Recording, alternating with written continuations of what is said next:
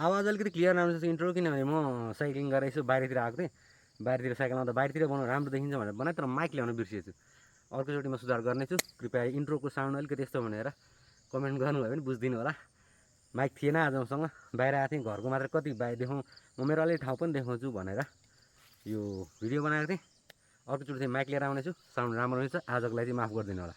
Bhupendra files हेरिरहनुभएका सम्पूर्ण श्रोताहरूलाई म हाम्रो च्यानल भूपेन्द्र फाइल्समा स्वागत गर्दछु। भूपेन्द्र फाइल्समा मैले रुल्सको कथाहरू धेरै ल्याउँदै थिएँ, किनभने धेरैजनाले रुल्सको कथा मन पराएको थियो। लाइट हाउसमा पनि राम्रो भ्यू आएको थियो। तर मेरो एकजना रेगुलर श्रोता हुनुहुन्छ, एकदमै रेगुलर, उहाँको म सधैँ कमेन्ट देख्छु। उहाँले मलाई के भन्नुभयो भने रुल्स स्टोरी इङ्ग्लिसमा हिन्दीमा अरूमा थुप्रै सुनिन्छ, सो धेरै नल्याउनु, अरू केही लिएर आउनु भन्नुभयो होइन। मैले अनि त्यसपछि पोल राखेको थिएँ, एउटा क्वेसन राखेको थिएँ कमेन्टमा, मेरो पोस्टमा कम्युनिटीमा, कि सबैभन्दा बढी चाहिँ के को मनपर्छ भनेर। सायद तर त्यसैमा चाहिँ मेरो त्यो श्रोताको कुनै कमेन्टै आएन। र तपाईँहरू आफै गरेर चेक गर्न सक्नुहुन्छ। त्यसमा सबैभन्दा धेरै नियम रुल्स स्टोरी ल्याउनु भनेर आएको छ। सो मैले आज रुल्स स्टोरी लिएर आएको छु, तर मेरो रेगुलर श्रोताहरूको पनि म सुन्छु। र मैले योभन्दा पछि आउने कथा चाहिँ रुल्सको लिएर आउने छैन। सायद हेरौँ त्यो कथा कस्तो भ्यू आउँछ। रुल्स बाहेक अरू कथाको राम्रो भ्यू आयो भने त म किन ल्याउनु रुल्स कथा मात्रै होइन, रुल्स त धेरै मन पराउने भएर मैले रुल्स लिएर आएको। आज चाहिँ मुर्दा घरको एउटा यस्तो खालको कथा जुन चाहिँ एकदमै रोचक रहेको छ। यसमा नियमहरू एकैचोटि लेखिएर भेटिँदैन, बिस्तारै बिस्तारै नियमहरू फेला पर्दै जान्छन् र कथा अगाडि बढ्दै जान्छ। आशा गर्छु यो कथा हजुरहरूलाई मन पर्नेछ। तर अर्को कथा पक्का पनि नियमको आउने छैन। अस्पतालमा काम गर्ने मानिसहरूको लागि मुर्दाघर केवल एउटा विभाग थियो, तर मेरो लागि त्यो ठाउँ जीवनभर नबिर्सिने दुस्वप्न बन्यो। यो घटना 3 वर्ष अघिको, जब बेरोजगारीले थाकेर मैले एउटा निजी अस्पतालमा रातको सिफ्टको मुर्दाघर सहायकको जागिर स्वीकार गरेको थिएँ। जागिर पाउनु त्यति गाह्रो भएन, अन्तर्वार्ता छोटो थियो। उनीहरूले मेरो पढाइ, अनुभव वा परिवारबारे धेरै सोधेनन्। एउटै कुरा बारम्बार सोधे, रातभर एक्लै काम गर्न सक्ने हो कि होइन। मैले हाँस्दै म सक्छु भने, किनकि त्यति बेला मलाई लाग्थ्यो मृत मानिससँग डराउनुको कुनै अर्थ हुँदैन। डराउनु पर्ने भए जीवित मानिससँग डराउनु पर्छ। त्यसपछि उनीहरूले मलाई अर्को दिन बेलुका 8 बजे ड्युटीमा उपस्थित हुन भने। अस्पतालको माथिल्लो भाग सामान्य अस्पताल जस्तै व्यस्त थियो। बिरामी, नर्स, डाक्टर, एम्बुलेन्स, स्ट्रेचर, औषधिको गन्ध र मानिसहरूको हतारले भरिएको त्यो वातावरण एकदम परिचित लाग्थ्यो। तर बेसमेन्टतिर झर्ने फलामे ढोकाभित्र पस्ने बित्तिकै सबै कुरा बदलियो। तलको हावा अस्वाभाविक रूपमा चिसो थियो। फर्मालिनको गन्ध यति बाक्लो थियो कि केही मिनटमै नाक पोल्न थाल्यो। लामो गल्लीको अन्तिममा रहेको मुर्दाघरको ढोका खोलेपछि मैले एउटा वृद्ध कर्मचारीलाई टेबल छेउ एक्लै बसिरहेको देखेँ। उनले आफ्नो नाम पनि बताएनन्। एउटा रजिस्टर, चाबीको गुच्छा र पुरानो टर्च मेरो अगाडि राखेर सब आएपछि विवरण लेख्ने, ट्याग मिलाएर चेम्बरमा राख्ने र बिहान फरेन्सिक टोलीलाई जिम्मा लगाउने बाहेक अरू कुनै विशेष काम नरहेको बताए। सबै कुरा सामान्य नै लागिरहेको थियो। उनी बाहिर निस्किनु अघि एकछिन रोकिए, मलाई हेरे र धेरै सोचेर बोले जस्तो गरी भने, रात 1 बजेपछि यदि टेबलको बीचको दराज आफै खुल्यो भने तुरुन्त बन्द नगर। त्यो कुरा सुनेर मलाई हल्का हाँसो उठ्यो। मैले त्यसलाई पुरानो कर्मचारीले नयाँ मान्छेलाई अलिकति तर्साउने शैली ठाने। उनी निस्किएपछि मुर्दाघरमा म एक्लै भएँ। समय काट्न मैले रजिस्टर पल्टाउन थालेँ। सुरुका पानाहरू सामान्य थिए, वर्षौँदेखि आएका सबहरूको विवरण, केस नम्बर र चेम्बर नम्बर मात्र। तर बीचतिर पुग्दा एउटा पहेँलो खाम च्यापिएको भेटियो। त्यो खाममा अस्पतालको कुनै छाप थिएन। कसैले निलो मसीले निकै सफा अक्षरमा एउटा वाक्य मात्र लेखेको थियो, यदि यो काम तिमी आफैले भेटायो भने यसको बारेमा कसैलाई नसोध। जसले उत्तर दिन सक्छ ऊ अब यहाँ काम गर्दैन।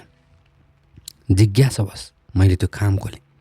भित्र एउटै पाना थियो, माथि कुनै शीर्षक थिएन, केवल केही हरफ लेखिएका थिए। यदि तिमी यो पढ्दैछौ भने सम्भवतः आज तिम्रो पहिलो रात हो। म पनि कुनै बेला तिमी जस्तै हाँसेको थिएँ। यो पाना अस्पतालले दिएको होइन, मभन्दा अघिल्लो रातको कर्मचारीले छोडेको। यहाँ काम गर्न गाह्रो छैन, तर केही कुरा थाहा नभई काम गर्यो भने 7 रातभन्दा बढी टिक्न सक्दैनौ। नियम धेरै छैनन्, तर एउटा पनि व्यवस्था नगर। त्यसको तल पहिलो नियम सुरु हुन्थ्यो। नियम नम्बर 1, राति ठिक 1 बजे मुर्दाघरको टेलिफोन बज्छ। पहिलो वा दोस्रो घन्टीमा कहिल्यै फोन नउठाऊ। तेस्रो घन्टी सकिएपछि मात्र रिसिभर उठाऊ। यदि हतार गरेर उठायो भने अर्को छेउमा भएको कुरा तिमीसँग कुरा गर्न खोजिरहेको हुँदैन, उसलाई केवल तिम्रो आवाज चाहिएको हुन्छ। त्यो पढ्दा मलाई फेरि हाँसो उठ्यो। कसैले निकै मेहनत गरेर बनाएको डराउने कथा जस्तो लाग्यो। मैले पाना फेरि खामभित्र राखेर रजिस्टर बन्द गरिदिएँ। समय बिस्तारै बित्दै गयो। रातको 12:55 हुँदा मैले घडी हेरेँ। 5 मिनटपछि पुरानो टेलिफोनको घन्टी अचानक मुर्दाघरभरि गुन्जिन थाल्यो। त्यो आवाज सुन्न साथ अनायासै मेरो नजर रजिस्टरभित्र राखिएको पहेँलो खामतिर गयो। मैले आफूलाई सम्झाएँ, यो संयोग मात्र हो। हात रिसिभरतिर बढ्यो, तर नियम सम्झेर रोकियो। पहिलो घन्टी रोकियो। केही सेकेन्डको मौनतापछि दोस्रो घन्टी बज्यो। मुर्दाघरमा कोल्ड चेम्बरको मेसिन बाहेक अरू कुनै आवाज थिएन। अन्ततः तेस्रो घन्टी पुरा भएपछि मैले रिसिभर उठाएँ। सुरुका केही सेकेन्ड पूर्ण मौनता थियो। त्यसपछि निकै टाढाबाट एउटी महिलाको कामेको आवाज सुन्यो। उनले धेरै बिस्तारै भनिन्, तिमी नयाँ हो होइन? मैले केही बोल्नु अघि नै उनले फेरि भनिन्, टेबलको दराज अहिले नहेर, ऊ अझै त्यहीँ छ। त्यसपछि लाइन एक्कासी काट्यो। मैले रिसिभर तल राखेँ र त्यही क्षण टेबलको बीचको दराजभित्रबाट कसैले बिस्तारै 3 पटक ढकढकाएको जस्तो आवाज सुन्यो।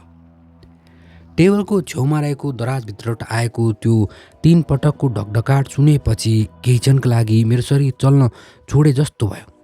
त्यो आवाज धेरै ठुलो थिएन, तर मुर्दाघर जस्तो सुनसान ठाउँमा सानो आवाज पनि कति डरलाग्दो बन्न सक्छ भन्ने मैले त्यही रात थाहा पाएँ। मैले आफ्नो नजर बिस्तारै दराजतिर लागेँ। पुरानो काठको दराज सामान्य अवस्थामा बन्द थियो। बाहिरबाट हेर्दा त्यहाँ कुनै असामान्य कुरा देखिँदैन थियो, तर केही बेर अघि फोनमा आएको महिलाको चेतावनी मेरो दिमागमा घुमिरहेको थियो। टेबलको दराज अहिले नहेर, ऊ अझै त्यहीँ छ। त्यो वाक्यको अर्थ मैले बुझ्न सकिरहेको थिइनँ। आखिर एउटा दराजभित्र के हुनसक्छ? कुनै पुरानो कागज, कुनै उपकरण, वा कसैले नयाँ कर्मचारीलाई तर्साउन बनाएको अर्को खेल? म आफैलाई यिनै तर्कहरू दिइरहेको थिएँ, तर हात भने दराज खोल्न तयार भइरहेको थिएन। केही मिनटसम्म म त्यहीँ बसेर समय बिताउने प्रयास गरेँ। घडीको सुई बिस्तारै अगाडि बढिरहेको थियो। बाहिरको गल्ली पूर्ण शान्त थियो। कहिलेकाहीँ माथिल्लो तल्लाबाट एम्बुलेन्सको टाढाबाट आवाज आउँथ्यो, तर त्यो पनि केही सेकेन्डमा हराउँथ्यो। अन्ततः मैले निर्णय गरेँ कि डराएर बस्नुभन्दा वास्तविकता हेर्नु राम्रो। मैले बिस्तारै हात अगाडि बढाएँ र दराजको ह्यान्डल समातेँ। काठ चिसो थियो। मैले तान्न खोज्दा पहिलो पटक दराज खुलेन। फेरि अलि बल लगाएँ। त्यसपछि अचानक दराज आफै केही सेन्टिमिटर बाहिर आयो। भित्र अँध्यारो थियो। टर्चको उज्यालो पारेर हेर्दा त्यहाँ केही पुराना फाइलहरू, एउटा सानो चाबीको गुच्छा र एउटा पहेँलो कागज देखियो। मैले कागज निकालेर हेरेँ। यो पहिलो नियम भएको पाना जस्तै थियो, तर धेरै पुरानो र फाटेको। यसमा लेखिएका अक्षरहरू पनि धमिला थिए। माथि मिति लेखिएको थियो, 11 वर्ष अगाडि। तल केही शब्दहरू मात्र स्पष्ट देखिन्थे। यदि तिमीले यो दराज खोलिसक्यौ भने पहिलो नियमको वास्तविक अर्थ अब बुझ्नेछौ। टेलिफोनको आवाजबाट डराउनु पर्दैन। डराउनु पर्ने कुरा त्यो जसले फोन गर्न खोजिरहेको हुन्छ। मेरो हात चिसो भयो। मैले त्यो वाक्य फेरि पढेँ। त्यही बेला मुर्दाघरको पुरानो टेलिफोन फेरि बज्यो। यसपटक समय रातको 1:17 थियो। नियम अनुसार 1 बजे बज्ने फोन तेस्रो घन्टीपछि उठाइसकेको थिएँ। त्यसैले दोस्रो पटक फोन बज्नु नै नयाँ कुरा थियो। म केही क्षण रिसिभरतिर हेरेर बसेँ। पहिलो घन्टी बज्यो, दोस्रो घन्टी बज्यो। तेस्रो घन्टी सुरु हुनु अघि नै मैले ध्यान दिएँ यो पटक फोन टेबलमा थिएन। आवाज पछाडिबाट आइरहेको थियो। म बिस्तारै फर्केँ। मुर्दाघरको सबैभन्दा अन्तिम कुनामा एउटा पुरानो कालो टेलिफोन राखिएको थियो, जुन मैले पहिलोपटक भित्र पस्दा देखेकै थिइनँ। त्यो फोन वर्षौँदेखि प्रयोग नभए जस्तो ठुलोले ढाकिएको देखिन्थ्यो, तर अहिले त्यसको घन्टी स्पष्ट बजिरहेको थियो। मैले टेबलमा रहेको फोनतिर हेरेँ, त्यो पूर्ण रूपमा शान्त थियो, अर्थात् बजिरहेको फोन अर्को थियो। म केही कदम पछाडि हटेँ। पहेँलो कागजमा लेखिएको एउटा वाक्य फेरि सम्झेँ।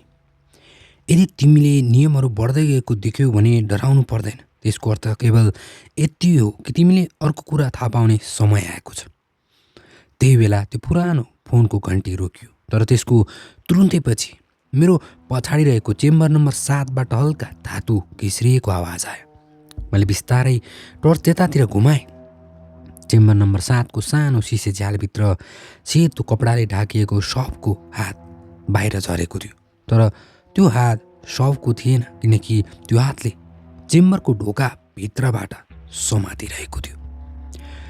चेम्बर नम्बर 7को सिसे झ्याल भित्र देखिएको त्यो हातलाई मैले केही सेकेन्डसम्म हेरेर मात्र बसिरहेँ।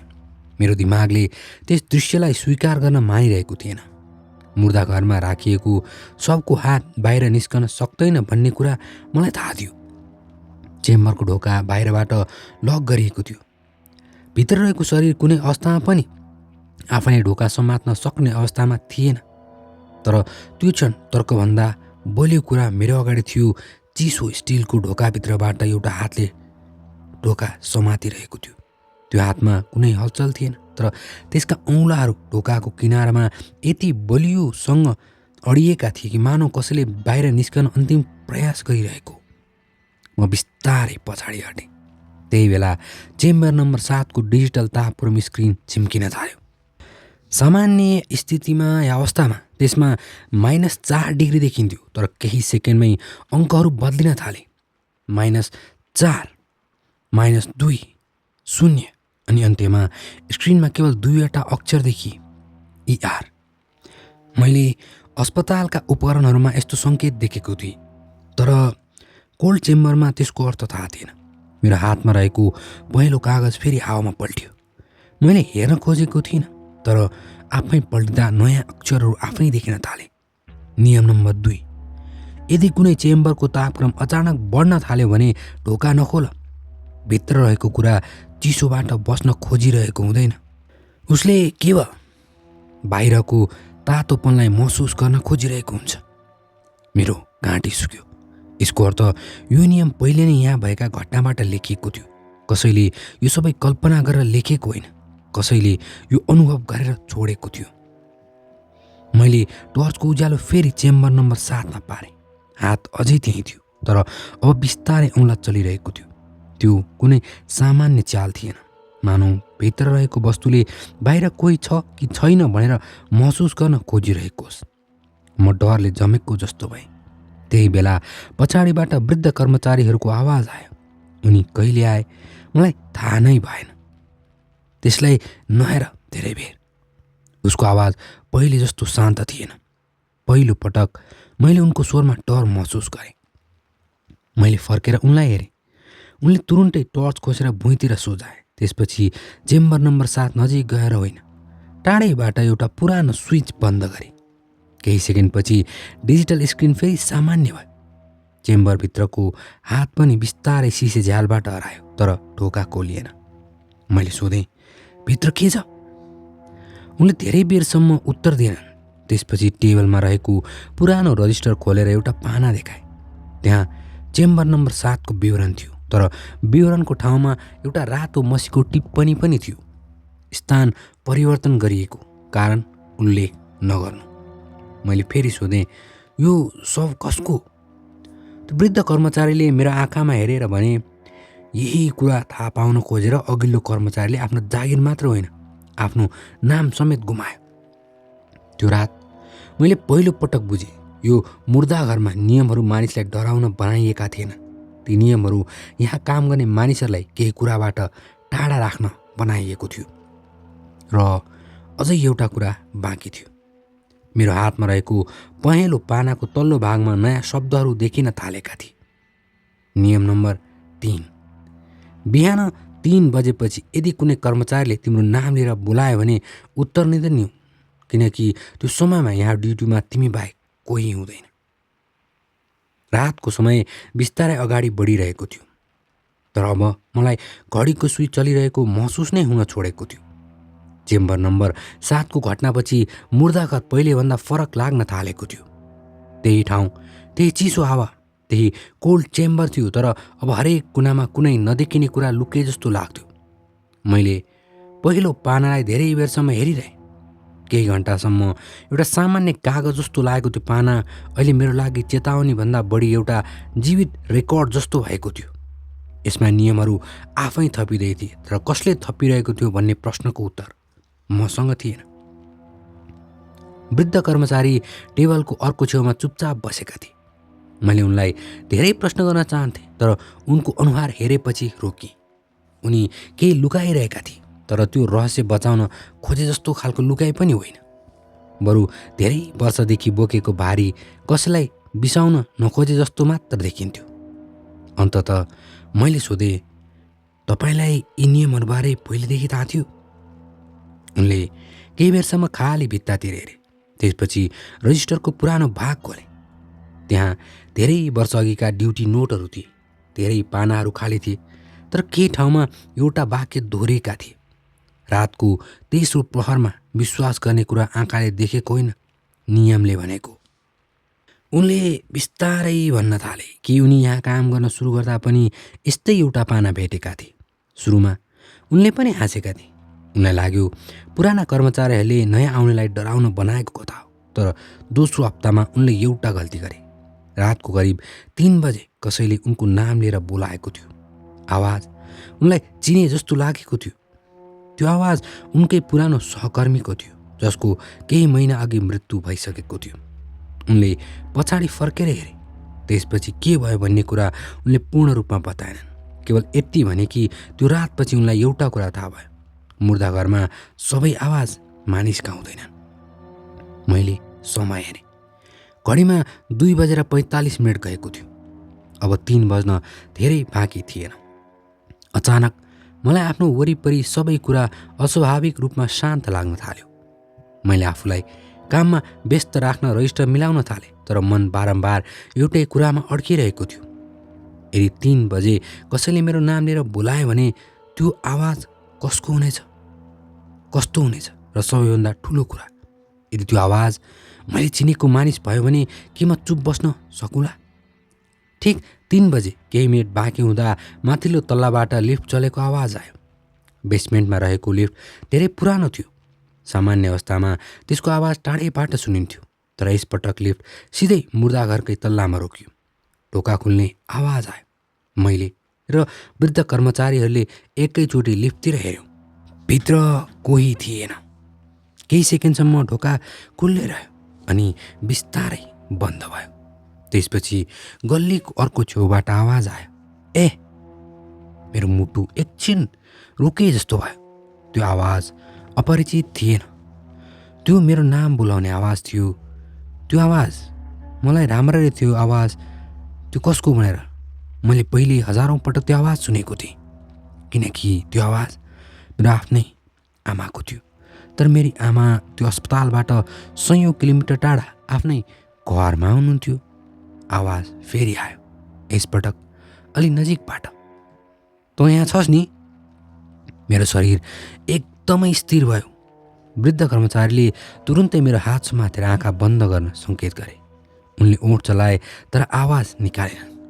त्यही बेला पहेँलो पानाको तल्लो भागमा नयाँ अक्षरहरू देखिन थाले। नियम नम्बर 3 को अन्तिम भाग।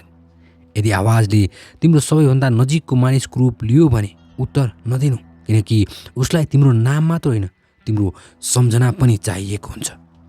आवाज केही बेरसम्म गल्लीमा घुमिरह्यो।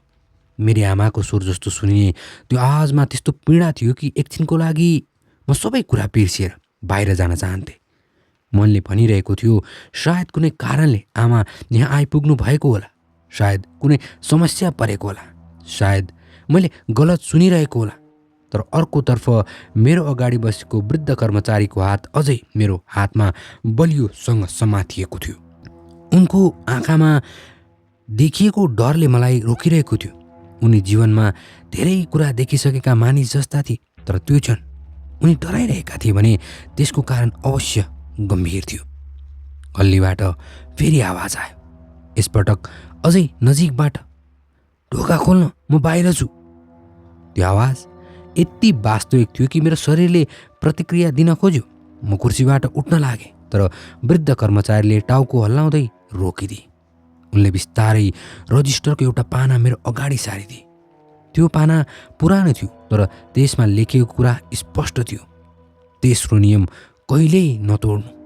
आवाजले जति नै परिचित कुरा गरे पनि त्यो तिम्रो सम्झनाबाट बनेको हुन्छ। उसले तिम्रो मनमा भएको मानिसको आवाज प्रयोग गर्छ, किनकि अपरिचित आवाजभन्दा चिने जानेको आवाजमा मानिसले छिट्टो विश्वास गर्छ।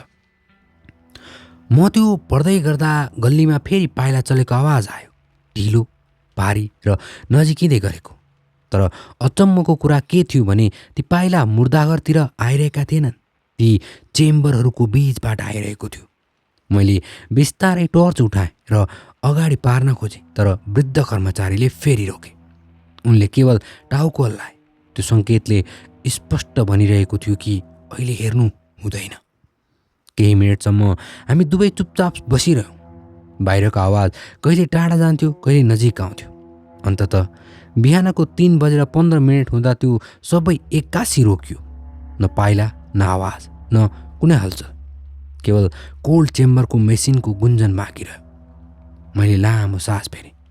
वृद्ध कर्मचारीले मेरो हात छोडे। त्यसपछि उनले पहिलोपटक मलाई आफ्नो नाम बताए।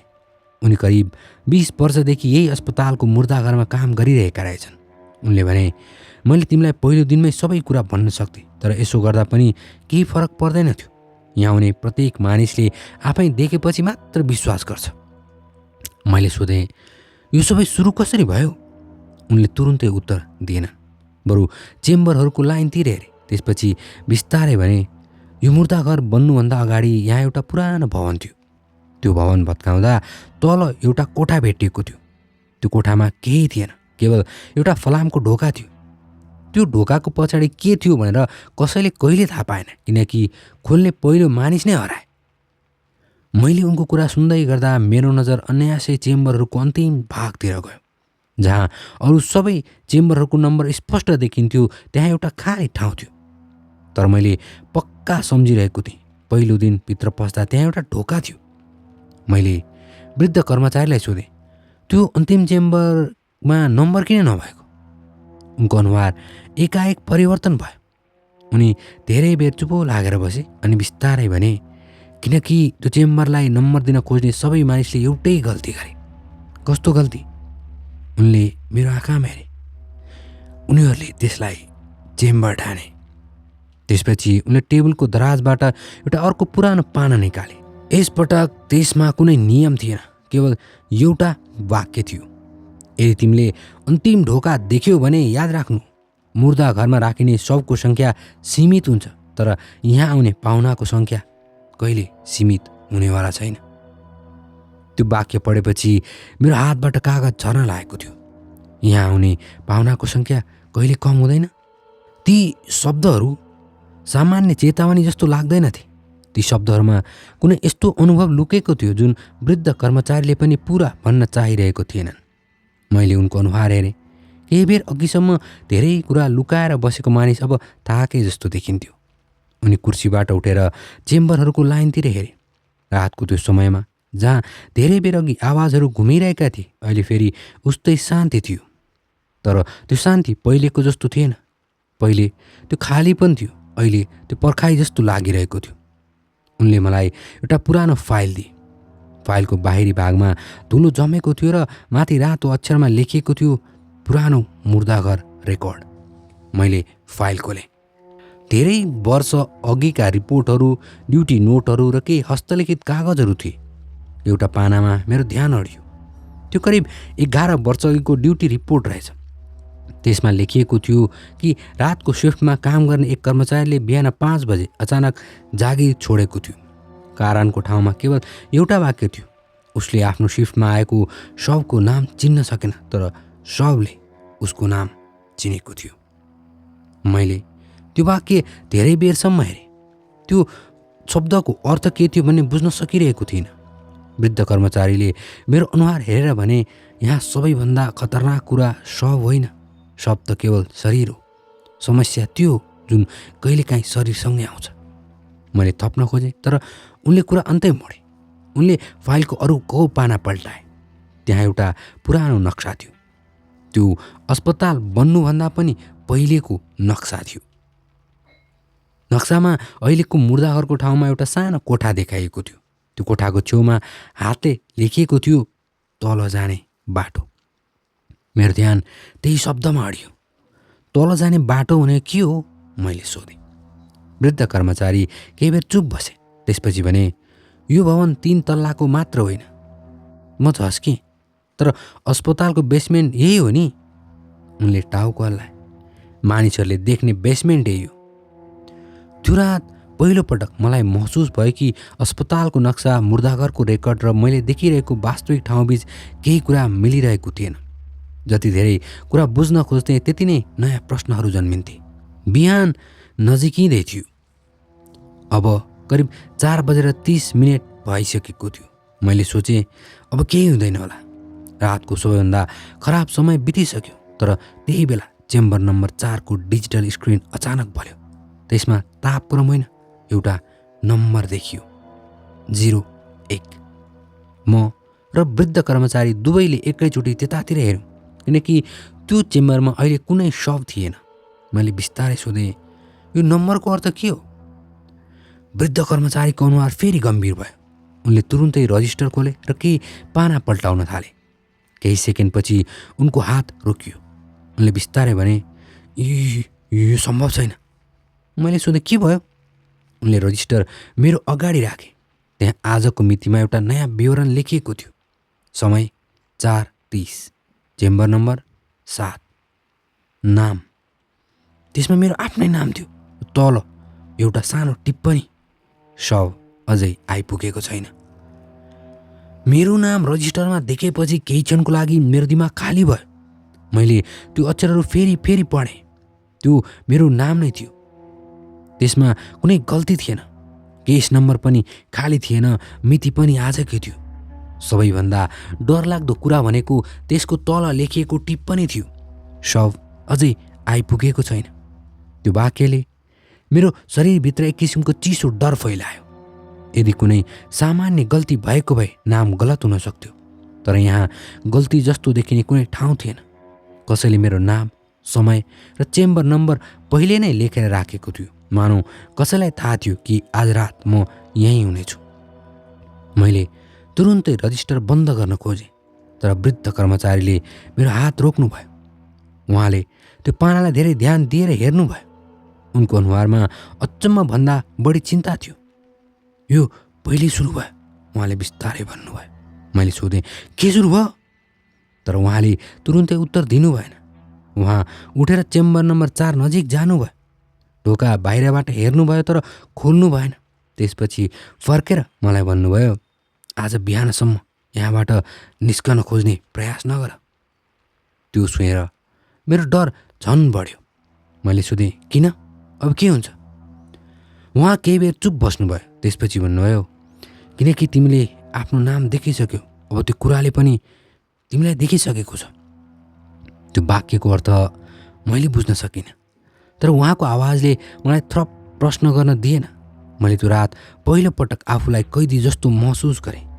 बाहिर जाने फलामको ढोका केही मिटर पर थियो, तर त्यो दूरी अचानक धेरै लामो लाग्न थाल्यो। बिहान 5 बज्न लाग्दा अस्पताल बिस्तारै जाग्न थाल्यो। माथिल्लो तल्लाबाट मानिसहरूको आवाज आउन थाल्यो।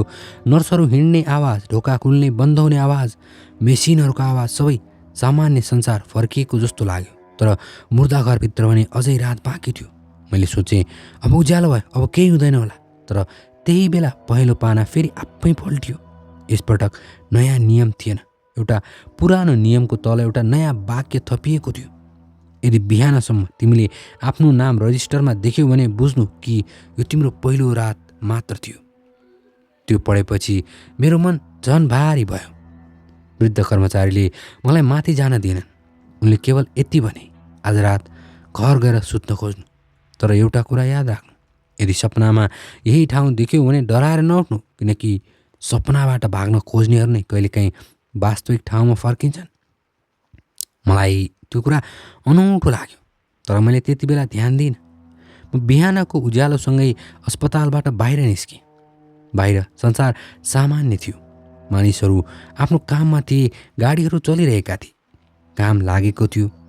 केही घन्टा अघि म जहाँ थिएँ त्यो ठाउँको कुरा कसैले कल्पना पनि गर्न सक्दैन थियो। तर घर पुगेपछि मैले एउटा कुरा महसुस गरेँ। मेरो ज्याकेटको खल्तीमा के थियो? मैले हात हालेर निकाल्दा मेरो मुटु निकै जोडले धड्कियो।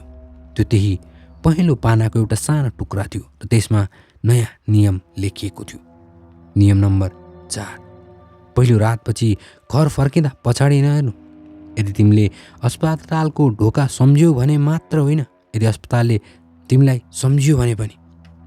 घर पुगेपछि मैले त्यो पहेँलो कागजको टुक्रा धेरै बेरसम्म टेबलमा राखेर हेरिरहेँ। बिहानको उज्यालो कोठाभित्र पसिसकेको थियो, तर मेरो मनमा भने अझै त्यही बेसमेन्टको चिसो अँध्यारो थियो। रातभर जागेको थकान थियो, तर आँखा बन्द गर्ने हिम्मत भइरहेको थिएन। कागजमा लेखिएको चौथो नियम बारम्बार पढिरहेको थिएँ। यदि अस्पतालले तिमीलाई सम्झियो भने पनि। त्यो वाक्यको अर्थ मैले बुझ्न सकेको थिएन। अस्पताल एउटा भवन हो, निर्जीव वस्तु। उसले कसरी मलाई सम्झन सक्छ? मैले आफूलाई सम्झाएँ कि रातको डर, थकान र तनावले मेरो सोच बिगारेको हुनुपर्छ। तर त्यो विश्वास धेरै बेर टिकेन। म नुहाएर सुत्न खोजेँ। शरीर थाकेको थियो, तर दिमागमा एउटै कुरा घुमिरहेको थियो। रजिस्टरमा लेखिएको मेरो नाम, त्यो कसले लेख्यो, कहिले लेख्यो, र सबैभन्दा ठुलो कुरा, त्यो लेख्ने मानिसलाई कसरी थाहा थियो कि म त्यही रात चेम्बर नम्बर 4 नजिक हुनेछु? यिनै प्रश्नहरू सोच्दै गर्दा कहिले निदाएँ थाहै भएन। सपना सुरु भएको मलाई तुरुन्तै थाहा भयो, किनकि म फेरि त्यही मुर्दाघरको गल्लीमा उभिएको थिएँ। तर यो पटक केही फरक थियो। रातको जस्तो अँध्यारो थिएन। सबै बत्ती बलिरहेका थिए। चेम्बरहरू एकपछि अर्को देखिन्थे। म अगाडि बढ्न खोज्दै थिएँ, तर मेरो खुट्टा आफै रोकिएको थियो। गल्लीको अन्तिममा एउटा ढोका थियो जुन मैले पहिले कहिल्यै देखेको थिइनँ। त्यो ढोकामा कुनै नम्बर थिएन, केवल एउटा सानो फलामको प्लेट थियो जसमा मेरो नाम लेखिएको थियो। म डरले पछाडि हट्न खोज्दै थिएँ। त्यही बेला ढोकाभित्रबाट आवाज आयो, ढिलो गरिस्। त्यो आवाज मेरो आफ्नै थियो। म एक्कासी पिउजेँ। कोठामा बिहानको उज्यालो थियो। केही क्षणसम्म म कहाँ छु भन्ने नै बुझ्न सकिनँ। त्यसपछि मेरो नजर सिरानी छेउ राखिएको मोबाइलमा गयो। समय बिहान 10 बजेको थियो।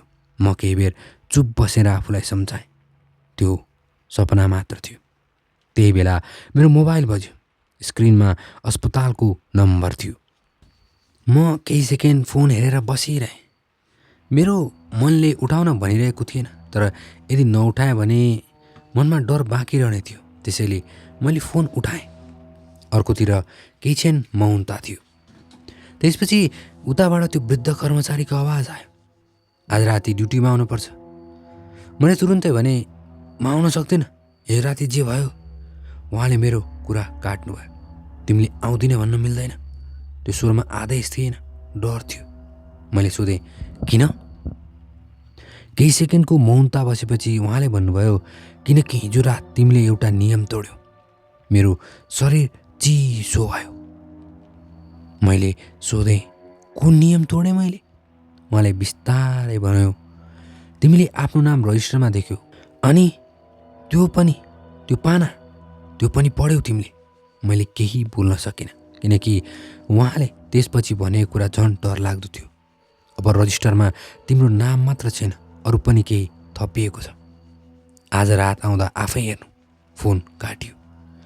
त्यो दिनभरि म सामान्य हुन सकिनँ, तर सबैभन्दा ठुलो समस्या अर्को थियो। मलाई थाहा थियो म आज राति फेरि त्यही मुर्दाघरमा जानेछु। त्यो दिन बेलुकासम्म मैले आफूलाई धेरै पटक सम्झाउने प्रयास गरेँ कि जागिर छोडिदिनु पर्छ, त्यस ठाउँमा फर्केर जानु मूर्खता हो। एउटा रातको अनुभवले नै यति असर गरिसकेको थियो भने फेरि त्यहाँ जानुको अर्थ थिएन। तर जति पटक अस्पतालको नम्बरबाट आएको फोन सम्झिन्थेँ, त्यति नै मनमा अर्को डर आउँथ्यो। वृद्ध कर्मचारीले भनेको कुरा साधारण चेतावनी थिएन। तिमीले आउँदिन भन्न मिल्दैन भन्ने वाक्यभित्र एउटा यस्तो डर लुकेको थियो, मानौ उनी मलाई बचाउन खोजिरहेका थिए। तर तर आफूले पनि कुनै नियमभन्दा बाहिर जान नसक्ने अवस्थामा थिए। साँझ पर्दै जाँदा मैले अन्ततः अस्पताल जाने निर्णय गरेँ। कारण जागिर बचाउनु मात्र थिएन, अब मेरो मनमा एउटा प्रश्न थियो। रजिस्टरमा मेरो नाम किन लेखिएको थियो र आज रात त्यसमा के थपिएको थियो? त्यो कुरा नजानेसम्म म सामान्य जीवन फर्किन सक्दिनँ भन्ने महसुस भइरहेको थियो। म अस्पतालमा पुग्दा बाहिर सबै सामान्य थियो। उही मानिसहरू, उही उज्यालो, उही आवाजहरू। तर बेसमेन्टको ढोका अगाडि पुग्दा फेरि हिजो रातको अनुभूति फर्कियो। चिसो हावा, फर्मालिनको गन्ध र त्यो लामो सुनसान गल्ली। म तल पुग्दा वृद्ध कर्मचारी पहिले नै टेबलमा बसेका थिए। उनको अनुहार अघिल्लो रातभन्दा धेरै थाकेको देखिन्थ्यो। मैले केही नभनी रजिस्टरतिर हेरेँ। उहाँले बिस्तारै रजिस्टर मेरो अगाडि सार्नुभयो। आजको पाना खोला। मेरो हात केही क्षण रोकियो। अन्ततः मैले रजिस्टर खोलेँ। पहिलो केही लाइनहरू सामान्य थिए। आएका शब्दहरूको विवरण, समय र चेम्बर नम्बर। तर तल पुग्दा मेरो मुटुको गति बढ्यो। यसपटक तल अर्को विवरण पनि थियो। नाम, मेरो नाम, स्थान चेम्बर नम्बर 4, स्थिति प्रतीक्षामा। मैले त्यो शब्द धेरै बेर हेरेँ। प्रतीक्षामा? मैले वृद्ध कर्मचारीतिर हेरेँ। यसको अर्थ के हो? उहाँले तुरुन्तै उत्तर दिनु भएन। उहाँले टेबलको दराजबाट पुरानो साँचो निकाल्नुभयो। त्यो साँचो अरू साँचोभन्दा फरक थियो। कालो भएको फलामको धेरै पुरानो। आज राति एउटा कुरा बुझ्नुपर्छ, उहाँले भन्नुभयो। हिजो तिमीले देखेको चेम्बर नम्बर 4 को कुरा। म केही भन्नु अघि उहाँ चेम्बर नम्बर 4 तिर जानुभयो। ढोका बाहिर उभिएर केही बेर चुप लाग्नुभयो। यो चेम्बर यहाँ बनेदेखि कहिल्यै खाली थिएन। मैले अचम्म मान्दै सोधेँ। तर हिजो राति त खाली थियो। उहाँले मेरो आँखामा हेर्नुभयो। तिमीले बाहिरबाट खाली देख्यौ। त्यसपछि उहाँले त्यो साँचो तालामा राख्नुभयो, तर खोल्नु भएन।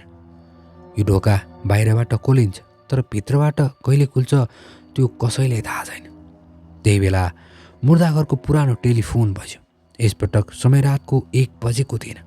घडीले देखाइरहेको थियो 11:59। 1 मिनेट अगाडि। वृद्ध कर्मचारीले फोनतिर हेरे। उनको अनुहार पहिलोपटक पूर्ण रूपमा डराएको देखियो। यो त कहिल्यै बज्दैनथ्यो, उनले बिस्तारै भने। फोन फेरि बज्यो। रिसिभर आफै उठ्यो। अर्को छेउबाट एउटा आवाज आयो, मेरो आफ्नै आवाज। म अझै चेम्बर नम्बर 4 भित्र छु।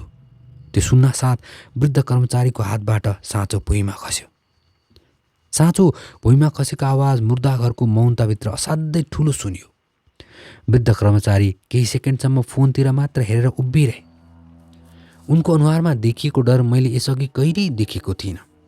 हिजो रात चेम्बर नम्बर 7 को हात देख्दा पनि उनी यति आत्तिएका थिएनन्। तर अहिले भने यस्तो लागिरहेको थियो मानौ उनले वर्षौँदेखि डराएको कुरा अन्ततः उनको अगाडि आइपुगेको। फोन अझै खुल्लै थियो। अर्को छेउबाट मेरो आफ्नै आवाज फेरि सुन्यो। सुन्दैछौ? मलाई बाहिर निकाल। त्यो आवाज ठ्याक्कै मेरो जस्तै थियो, तर त्यसमा केही कुरा गलत थियो। मानिसले बोल्दा आवाजमा सास, हिचकिचाहट र भावना हुन्छ। त्यो आवाजमा ती सबै थिए, तर केही फरक किसिमले, जस्तो कसैले मेरो आवाज सम्झेर नक्कल गरिरहेको होस्।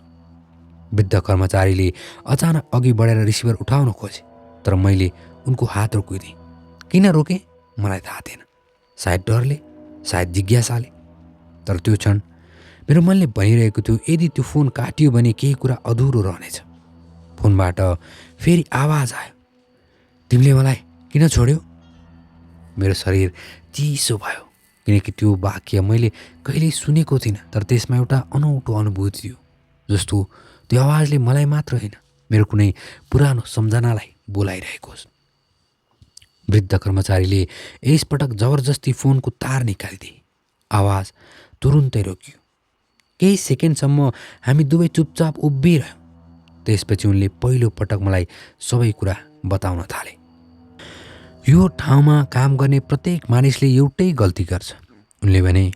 उनीहरू सोच्छन् कि यहाँ आउने कुरा बाहिरबाट आउँछ, तर सत्य के हो भने कहिलेकाहीँ यहाँबाट केही कुरा बाहिर जान खोज्छ। मैले केही बोलिनँ। उनले चेम्बर नम्बर 4 को ढोकातिर हेरे।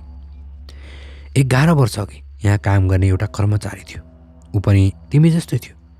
उसले नियमहरूलाई मजाक ठान्यो। एक रात उसले चेम्बर नम्बर 4 खोल्यो। मैले तुरुन्तै सोधेँ, भित्र को थियो? वृद्ध कर्मचारीको अनुहार गम्भीर भयो। भित्र एउटा शव थियो। कसको? उनले केही बेर उत्तर दिएनन् अनि बिस्तारै भने, उसकै। मेरो शरीरमा काँडा उम्रियो। तर त्यो कसरी सम्भव हुन्छ? उहाँले टेबलमा रहेको पुरानो फाइल खोल्नुभयो। भित्र एउटा फोटो थियो। फोटोमा यही मुर्दाघर थियो, त्यही टेबल, त्यही चेम्बरहरू। तर फोटोको अगाडि उभिएको मानिसलाई देखेर मेरो सास रोकियो, किनकि त्यो मानिस म जस्तै देखिन्थ्यो। उही अनुहार, उही उचाइ, उही आँखा। तल फोटोको मिति लेखिएको थियो 11 वर्ष अगाडि। मैले फोटोबाट नजर हटाउन सकिनँ। वृद्ध कर्मचारीले बिस्तारै भने, अब तिमी बुझ्दैछौ होला नि किन तिम्रो नाम रजिस्टरमा पहिले नै थियो। त्यही बेला चेम्बर नम्बर 4 भित्रबाट आवाज आयो। यसपटक ठकठक होइन, भित्रबाट कसैले बिस्तारै बोल्यो, ढोका नखोल। एकछिन मौनता भयो अनि उही आवाजले फेरि भन्यो, किनकि उभिएको मान्छे, बाहिर उभिएको मान्छे म होइन। मुर्दाघरको चिसो हावाभन्दा पनि त्यो अन्तिम वाक्यले मेरो रगत जमाइदियो। केही क्षणको लागि मैले आफ्नो सास चलेको पनि महसुस गर्न सकिनँ। चेम्बर नम्बर 4 भित्रबाट आएको स्पष्ट आवाज मेरो आफ्नै थियो, तर त्यसले भनेको कुरा मेरो दिमागले स्वीकार गर्न मानेन। बाहिर उभिएको मान्छे म होइन। यदि भित्रको आवाज साँच्चै मेरो थियो भने बाहिर उभिएको म को थिएँ? र यदि बाहिर उभिएको म नै वास्तविक थिएँ भने भित्र कसले मेरो आवाजमा बोलिरहेको थियो? यही प्रश्नले मेरो सोच अस्त व्यस्त बनाइदियो। म अनायासै चेम्बरको स्टिलको ढोकातिर केही पाइला अगाडि बढाएँ। ढोकाको सतहमा मेरो अनुहार धमिलो देखिन्थ्यो, तर त्यो प्रतिबिम्ब पनि सामान्य थिएन। मैले टाउको अलिकति दायाँ मोड्दा प्रतिबिम्बले 1 सेकेन्ड ढिलो गरेर त्यही चाल दोहोऱ्यायो। सुरुमा मैले आँखाको भ्रम ठानेँ, तर फेरि बायाँतिर हेर्दा पनि त्यही भयो। मेरो शरीर तत्काल हल्लिन्थ्यो, प्रतिबिम्ब भने सानो ढिलाइपछि मात्र हल्लिन्थ्यो। मैले डरले ढोकाबाट हात झिकेँ। वृद्ध कर्मचारीले त्यो पनि देखिसकेका रहेछन्। उनले तुरुन्त मलाई पछाडि तानेर धेरै वर्षदेखि मनमा दबाएर राखेको कुरा भन्न थाले। अब तिमीले जे देख्दैछौ त्यो यहाँ काम गर्ने सबैले कुनै न कुनै रात देखेका हुन्छन्। मुर्दाघरले मानिसलाई पहिलो रात केही गर्दैन। उसले पहिले तिम्रो आवाज सिक्छ, त्यसपछि तिम्रो अनुहार अनि तिम्रा सम्झनाहरू। जब यी तीनैवटा कुरा उसले सिकिसक्छ त्यसपछि उसलाई तिम्रो शरीरको आवश्यकता पर्दैन। त्यसैले यी नियमहरू बनाइएका हुन्। नियमले यहाँ आउने चिजलाई रोक्दैन। नियमले उसलाई तिमीबारे धेरै कुरा सिक्न नदिने प्रयास मात्रै गर्छ। मेरो हातमा रहेको पहेँलो पाना आफै बिस्तारै पल्टियो। यसपटक त्यसमा कुनै नयाँ नियम थिएन, बरु तल सानो अक्षरमा एउटा मिति लेखिएको थियो। त्यो मिति आजैको थियो। मितिको तल एउटा नाम थियो। त्यो नाम मेरो थियो। त्यसको तल एउटै वाक्य लेखिएको थियो। प्रतिलिपि बनाउने प्रक्रिया सुरु भयो। त्यो पढ्ने बित्तिकै मेरो शरीर चिसो भयो। मैले हतारिँदै पाना बन्द गर्न खोजेँ, तर अक्षरहरू हराएनन्। बरु अन्तिम लाइन आफै थपियो। अबदेखि उसले तिमीले देखेको सबै कुरा पनि देख्नेछ। त्यही क्षण मुर्दाघरको सबै बत्ती एकैचोटि निभ्यो। केही सेकेन्डपछि रातो आपतकालीन बत्ती बल्यो।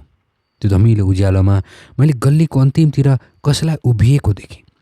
सुरुमा आकृति मात्र देखिन्थ्यो, अनुहार होइन। ऊ बिस्तारै हाम्रो दिशातिर हिँड्न थाल्यो। पाइला धेरै ढिलो थियो, तर प्रत्येक पाइला स्टिलको भुइँमा स्पष्ट सुनिन्थ्यो। ऊ जति नजिक आयो मेरो मुटुको धड्कन त्यति नै बढ्दै गयो। अन्ततः उसको अनुहार उज्यालोमा आयो। त्यो म नै थिएँ। उही कपडा, उही अनुहार, उही आँखाहरू। फरक यति मात्र थियो कि उसको अस्पतालको परिचय पत्रमा रातो मसीले ठुलो अक्षरमा लेखिएको थियो, रातको शिफ्ट समाप्त। रातको आपतकालीन बत्तीको उज्यालोमा मेरो अगाडि उभिएको त्यो मानिसलाई हेर्दा मेरो शरीर नै सुन्निए जस्तो भयो। ऊ केवल म जस्तो देखिएको थिएन, ऊ म नै थियो। उसले लगाएको ज्याकेटको बायाँ बाहुलामा बिहान घरबाट निस्किँदा मैले कफी पोखेको सानो दाग पनि त्यही ठाउँमा थियो। उसको हातमा मैले वर्षौँ अघि ठोक्काएर बनाएको सानो दाग पनि थियो। उसको अनुहारमा कुनै भाव थिएन। उसका आँखाहरू एकटक मलाई हेरिरहेका थिए। सबैभन्दा असहज कुरा के थियो भने उसले एकपटक पनि आँखा झिम्काएन। मानिसले केही सेकेन्डमा आँखा झिम्काइहाल्छ, तर ऊ पूर्ण रूपमा स्थिर उभिएको थियो। मुर्दाघरको चिसो हावा उसको वरिपरि चलिरहेको थियो, तर उसको कपडाको एउटा कुनासम्म पनि हल्लिएको थिएन। वृद्ध कर्मचारीले मेरो हात यति बलियोसँग समाते कि औँलाहरू नै दुख्न थाले। उनले निकै बिस्तारै फुसफुसाउँदै भने, उसलाई नहेरी बस। उसले तिम्रो अनुहारभन्दा तिम्रो प्रतिक्रिया सिक्न खोजिरहेको छ। मैले तुरुन्तै आँखा तल झार्न खोजेँ, तर त्यसअघि नै अर्को म मुस्कुरायो। त्यो मुस्कान मानिसको मुस्कान थिएन। ओठ मात्र माथि उठेका थिए। आँखामा कुनै परिवर्तन थिएन। त्यस्तो मुस्कान मैले जीवनमा कहिल्यै देखेको थिइनँ। ऊ केही नबोली बिस्तारै चेम्बर नम्बर 4 तिर फर्कियो। मैले पनि अनायासै त्यतातिर हेरेँ। चेम्बरको स्टिलको ढोकामा भित्रबाट कसैले औँलाले कोरे जस्तो 5वटा लामो धर्सा देखिए। ती धर्सा बिस्तारै गहिरिँदै गएर अन्त्यमा भित्रबाट कसैले ढोका 2 पटक टकटक गर्यो। वृद्ध कर्मचारीको अनुहार एकाएक फिक्का भयो। उनले मेरो हातबाट पहेँलो पाना खोसेर हतार हतार पल्टाउन थाले। धेरै पानामध्ये एउटा ठाउँमा उनको हात रोकियो।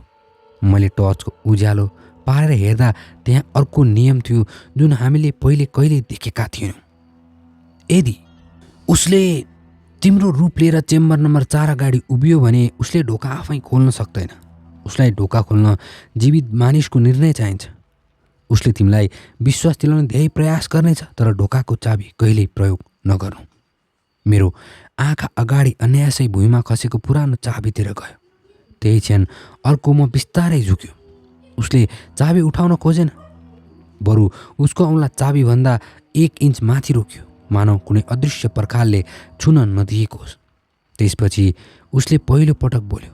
आवाज फेरि मेरै थियो, तर यसपटक त्यसमा बिन्ती थियो। म जान सक्दिनँ, चाबी उठाइदियो। त्यो वाक्य सुन्न साथ मेरो मनमा एक क्षणको लागि दया जाग्यो। यदि यो कुनै भ्रम हो भने, यदि साँच्चै कसैले मद्दत मागिरहेको हो भने। तर त्यसै बेला वृद्ध कर्मचारीले धेरै वर्षदेखि मनमा तुनेको रहस्य खोले। उनले भने, म यहाँ 20 वर्षदेखि छु। प्रत्येक 5-6 वर्षमा उसले नयाँ अनुहार बनाउँछ। सुरुमा उसले आवाज सिक्छ, त्यसपछि अनुहार अनि सम्झना। अन्तिम चरणमा ऊ जीवित मानिसलाई आफै ढोका खोल्न लगाउँछ। एकपटक ढोका खुल्यो भने भित्र भएको कुरा बाहिर आउँदैन, बाहिर भएको कुरा भित्र जान्छ। त्यो सुन्न साथ मेरो सम्पूर्ण शरीर चिसो भयो। अब मैले पहिलो रात रजिस्टरमा आफ्नो नाम किन देखेको थिएँ भन्ने कुरा बिस्तारै बुझ्न थालेँ। चेम्बर नम्बर 4 ले मानिसलाई मार्दैन रहेछ, उसले मानिसलाई साट्दो रहेछ।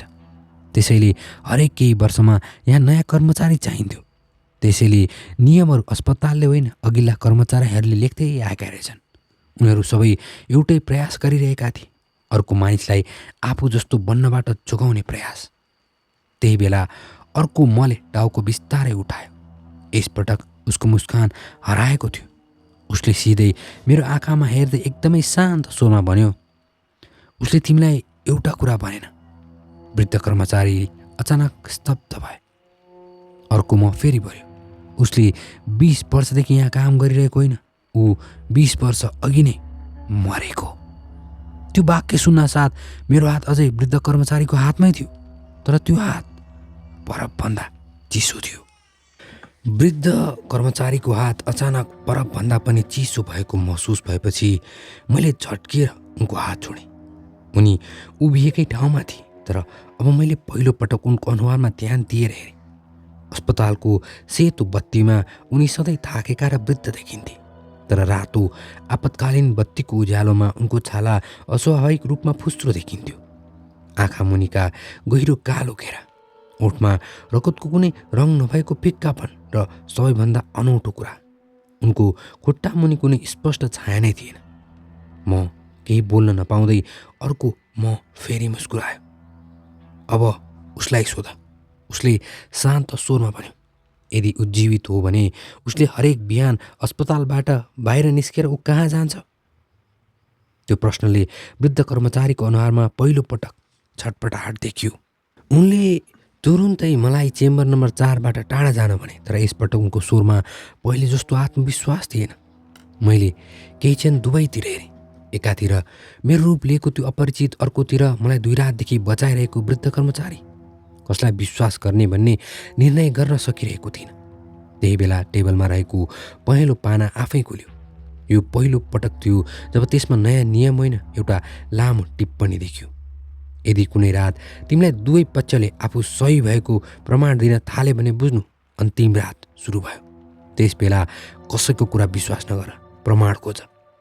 मैले त्यो वाक्य पढ्ने बित्तिकै निर्णय गरेँ, कसैको कुरा पत्याउन अघि आफै प्रमाण खोज्नेछु। मेरो नजर टेबलमाथि रहेको पुरानो ड्युटी रजिस्टरमा गयो। मैले सुरुमा पानाहरू होइन, सबैभन्दा पुराना रेकर्डहरू पल्टाउन थालेँ। धेरै पाना समयले पहेँला बनाइसकेका थिए।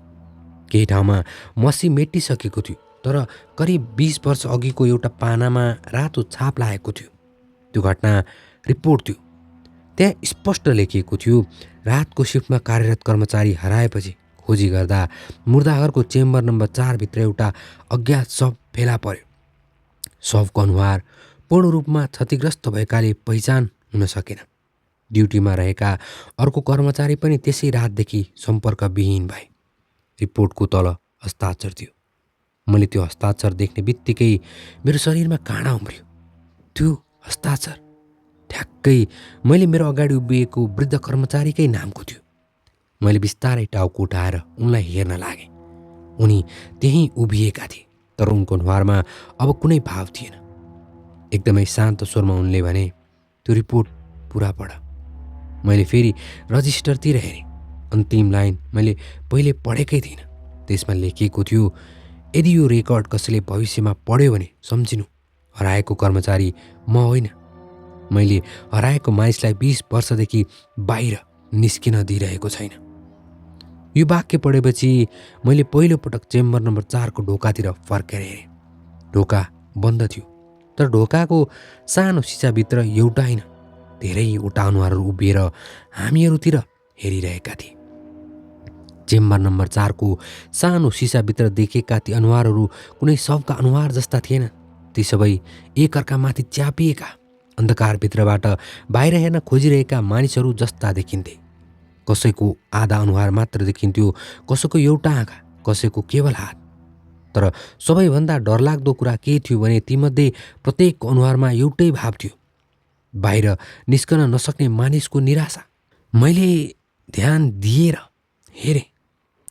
ती अनुहारहरू बिस्तारै फेरिन थाले। एउटाको ठाउँमा अर्को आयो, फेरि अर्को। अचानक तीमध्ये एउटा अनुहार स्पष्ट भयो। त्यो वृद्ध कर्मचारीको जवान अवस्थाको अनुहार थियो। त्यसको छेउमै अर्को अनुहार आयो। त्यो मैले रजिस्टरमा देखेको 11 वर्ष अघिको फोटोमा रहेको कर्मचारी थियो। अनि तेस्रो अनुहार, त्यो मेरो थियो। मैले हतारिँदै एक पाइला पछाडि हटेँ। मेरो सास तीव्र भइरहेको थियो। यदि त्यो चेम्बरभित्र मेरो अनुहार पनि थियो भने यसको अर्थ एउटै थियो, त्यो ठाउँले मानिसलाई केवल मार्दैन थियो, उसले मानिसको कुनै अंश आफूसँग राख्थ्यो। वृद्ध कर्मचारीले धेरै बिस्तारै आँखा बन्द गरे। उनको अनुहारमा हार मारेको मानिसको थकान थियो। अब तिमीले सबै देखिसक्यौ, उनले भने। अब मैले लुकाउनु पर्ने केही बाँकी रहेन। उनले टेबलको सबैभन्दा तल्लो दराज खोले। त्यहाँ मैले पहिले कहिल्यै नदेखेको एउटा बाक्लो डायरी देखेँ।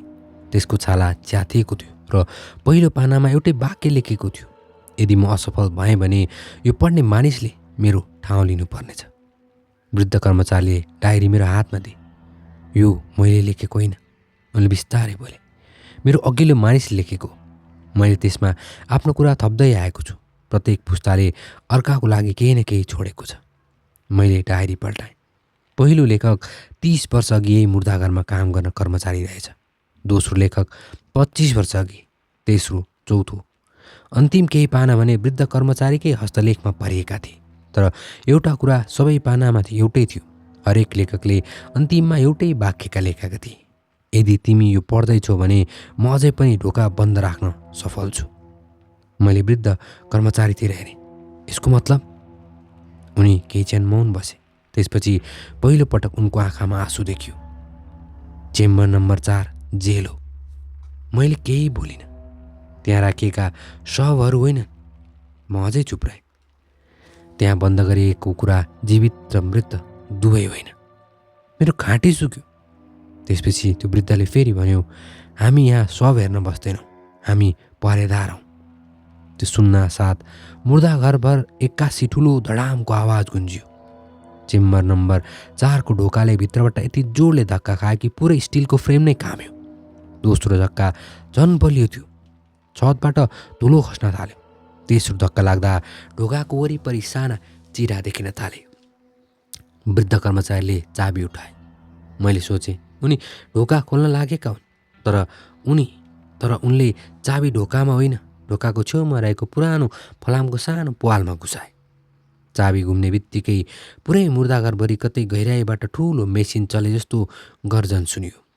धक्का एकाएक रोकियो। मौनता छायो। वृद्ध कर्मचारीले लामो सास फेरे। आज रातको लागि फेरि बन्द भयो। मैले अचम्म गरी सोधेँ, आज रातको लागि? उनले टाउको हल्लाए। हो, किनकि उनले पहिलो पानाको अन्तिम भाग खोले। त्यहाँ कुनै नियम थिएन, केवल एउटा मिति लेखिएको थियो, भोलि। भोलि? त्यो एउटा शब्दले मुर्दाघर फेरि पहिलेभन्दा भारी भयो। मैले पहिलो पानालाई धेरै बेरसम्म हेरिरहेँ। त्यहाँ समय लेखिएको थिएन, कुनै नियम थिएन, कुनै चेतावनी पनि थिएन, केवल भोलि।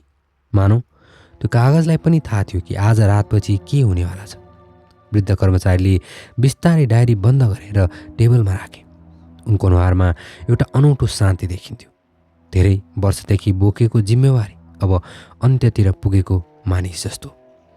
आज तिमीले धेरै कुरा देख्यौ, उनले भने, तर सबैभन्दा महत्त्वपूर्ण कुरा अझै देखेका छैनौ। मैले सोधेँ, त्यो के हो? उनले उत्तर दिएनन्, बरु मलाई लिएर मुर्दाघरको सबैभन्दा पछाडिको पर्खालतिर गए। त्यहाँ मैले पहिले साधारण सिमेन्टको पर्खाल मात्र देखेको थिएँ। उनले एउटा पुरानो फलामको हुक ताने। भित्रबाट लुकाएको ढोका बिस्तारै खुल्यो। त्यसको पछाडि साँगुरो भर्याङ थियो। भर्याङ तलतिर झर्दै थियो, धेरै तल, यति तल कि टर्चको उज्यालोले पनि अन्त्य भेटेन। मैले अचम्मले उनलाई हेरेँ। अस्पतालको बेसमेन्ट यति मात्र होइन? उनले बिस्तारै टाउको हल्लाए। मुर्दाघर त माथिल्लो कोठा मात्र हो, तल के छ? उनले धेरै बेरपछि उत्तर दिए, जहाँबाट नियमहरू सुरु भएका थिए। मेरो शरीर फेरि चिसो भयो। त्यही बेला माथिबाट घडीले बिहानको 6 बजेको घन्टी बजायो। अस्पताल पूर्ण रूपमा जागिसकेको थियो। बाहिर मानिसहरू हिँडिरहेका थिए, स्ट्रेचर गुडिरहेका थिए, नयाँ बिरामी भित्रिँदै थिए, तर त्यो लुकाएको भर्याङ तल अझै बाँकी थियो। वृद्ध कर्मचारीले डायरी मेरो हातमा राखे। यदि म तलबाट फर्किनँ भने, उनले वाक्य पुरा गरेन। मैले तुरुन्तै भने, हामी दुवै जाउँ। उनले पहिलोपटक हल्का मुस्कुराए। यही गल्ती सबैले गरेका थिए। त्यसको मतलब? तल एक पटकमा एउटा मात्र मानिस जान सक्छ। मैले केही बोल्न खोजेँ, तर उनले आफ्नो खल्तीबाट अस्पतालको पुरानो परिचय पत्र निकालेर मेरा हातमा राखे। त्यसपछि रातो मसीले त्यहाँ लेखिएको थियो, प्रधान पहरेदार। उनले शान्त स्वरमा भने, आजसम्म यो जिम्मेवारी मेरो थियो। त्यसपछि उनी भर्याङतिर फर्के। पहिलो खुड्किलो उर्ली, दोस्रो, तेस्रो। अन्धकारले उनलाई बिस्तारै निल्दै गयो। म माथि एक्लै उभिएको थिएँ। केही क्षणपछि तलबाट फलामे ढोका बन्द भएको ठुलो आवाज आयो। त्यसपछि पूर्ण मौनता। मैले धेरै बेर पर्खेँ, 5 मिनट, 10 मिनट, 15 मिनट, तर उनी फर्केन। त्यही बेला टेबलमा रहेको रजिस्टर आफै खुल्यो। आजको मितिको पानामा एउटा नयाँ विवरण थपिएको थियो। स्थिति परिवर्तन, प्रधान पहरेदार, वृद्ध कर्मचारीको नाम र उसको पछाडि लेखिएको थियो, सेवा समाप्त। त्यसको ठिक तल अर्को लाइन आफै लेखिन थाल्यो, नयाँ प्रधान पहरेदार, जसमा मेरो नाम थियो। मैले कलम चलाएको देखिनँ, कसैले लेखेको पनि देखिनँ, तर अक्षरहरू मेरो आँखा अगाडि आफै बने। मैले हतारिँदै रजिस्टर बन्द गर्न खोजेँ, तर अन्तिम लाइन लेखिसकेपछि मात्र त्यो रोकिन थाल्यो। त्यसमा लेखिएको थियो, अब नियमहरू तिमीले लेख्ने पालो। त्यो रातपछि मेरो जीवन कहिल्यै सामान्य भएन। अस्पतालका कर्मचारीका लागि म अझै मुर्दाघरको रातको सहायक मात्र थिएँ। कसैलाई थाहा थिएन कि आधिकारिक रूपमा मेरो पद केही घन्टा अघि नै बदलिएको थियो। माथिल्लो तल्लाका डाक्टरहरू बिरामी बचाउने प्रयास गर्थे, नर्सहरू रात दिन दौडिन्थे, आफन्तहरू रोइरहेका हुन्थे। तर बेसमेन्टको त्यो अन्तिम कोठामा म अर्कै काम गरिरहेको थिएँ। एउटा यस्तो ढोगा जोगाइरहेको थिएँ जसको अस्तित्वबारे अस्पतालका अधिकांश मानिसलाई थाहा पनि थिएन। वृद्ध कर्मचारी हराएको घटनाबारे प्रशासनले साधारण रिपोर्ट बनायो। व्यक्तिगत कारणले जागिर छोडेर सम्पर्कविहीन भनेर फाइल बन्द गरिदियो। कसैले खोजेन, किनकि उनलाई खोज्ने मानिसहरू पहिले नै रिटायर भइसकेका थिए, वा सायद उनीहरू पनि यही मुर्दाघरको कुनै नियममा हराइसकेका थिए। मैले त्यहाँ निकै वर्षसम्म काम गरेँ। म रजिस्टरको पानाहरू पल्टाउँथेँ, पहेँलो पानाहरू पढ्थेँ र चेम्बर नम्बर 4को ताला जाँच्थेँ। ढोका शान्त थियो। कहिलेकाहीँ भित्रबाट हल्का धातु घिस्रिएको आवाज आउँथ्यो, तर डायरीमा लेखिअनुसार त्यो आवाज सामान्य मानिन्थ्यो। मैले सोचेँ, सायद अब सबै सकियो। सायद वृद्ध कर्मचारीले आफ्नो जिम्मेवारी पुरा गरेर मलाई सुरक्षित अवस्थामा छोडेका थिए। तर अचानक एक रात रजिस्टरमा एउटा नयाँ नाम देखा पर्यो। त्यो नाम कुनै सबको थिएन, त्यो नयाँ कर्मचारीको थियो। उसको ड्युटी आजबाट सुरु हुँदै थियो। मैले त्यो नामसँग एउटा परिचित वाक्य देखेँ, पहिलो रात। मेरो मन एकाएक भारी भयो। त्यही क्षण मैले धेरै वर्ष अघिको वृद्ध कर्मचारीलाई सम्झेँ। उनी पनि सायद यस्तै टेबलमा बसेर मेरो नाम पहिलो पटक पढिरहेका थिए। रातको ठिक 8 बजे फलामको ढोका खुल्यो। एउटा जवान केटा झोला बोकेर भित्र आयो। उसको अनुहारमा उत्साह थियो। उसले मुस्कुराउँदै भन्यो, सर, आज मेरो पहिलो ड्युटी हो। मैले केही क्षण उसलाई मात्र हेरिरहेँ। त्यो अनुहारमा मैले वर्षौँ अघिको आफ्नै अनुहार देखेँ। उसले फेरि सोध्यो, मलाई काम सिकाइदिनुहुन्छ नि? मैले टेबलको दराज खोलेँ। त्यहाँ पहेँलो खाम राखिएको थियो। मैले त्यो खाम निकालेर उसको अगाडि राखिदिएँ। उसले हाँस्दै सोध्यो, यसमा के छ? मैले धेरै वर्ष अघि वृद्ध कर्मचारीले मलाई भनेको उही वाक्य दोहोऱ्याएँ। रात 1 बजेपछि टेबलको बीचको दराज आफै खुल्यो भने तुरुन्त बन्द नगर। केटा हल्का हाँस्यो, ठ्याक्कै मेरो हाँसो जस्तै। त्यो देखेर मेरो मुटु भारी भयो, किनकि अब मलाई एउटा कुरा राम्ररी थाहा भइसकेको थियो। हरेक पहरेदारले आफूलाई नियमहरूको पहिलो लेखक ठान्छ, तर वास्तवमा उनीहरू सबै एउटै कथाका अर्का पात्र मात्र हुन्छन्। ऊ र म सँगै काम गर्दैछौँ। थाहा छैन मेरो अन्तिम दिन यो मुर्दाघरमा कहिले हुनेछ। आजको यो कथा हजुरहरूलाई कस्तो लाग्यो कमेन्ट अवश्य गर्नुहोला। अब अर्को अर्को कथामा अवश्य हुनेछ, तर त्यो बेलामा म नियमको कथा होइन कुनै अरू नै कथा लिएर आउनेछु। तर जुन कथा लिएर आएँ नि रोचक भने अवश्य हुनेछ।